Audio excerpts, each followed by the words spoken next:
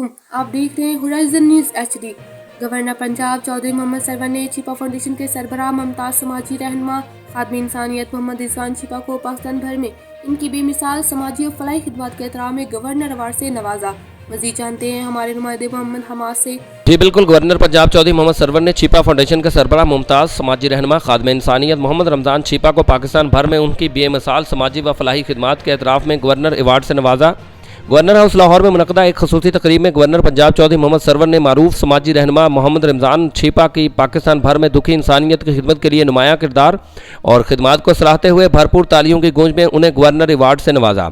इस मौका पर रमज़ान छिपा के मुल्क गिर समाजी व फलाही खिदमत का भरपूर तज़किरा भी किया गया कि रमज़ान छिपा की क़यादत में छिपा फाउंडेशन इंसानियत की खिदमत में शबाना रोज़ मसरूफ़ अमल है और मुख्तलिफ फलाही शोबों के तहत अपना इंसानी फरीदा शानदार तरीके से सरअंजाम दे रही है।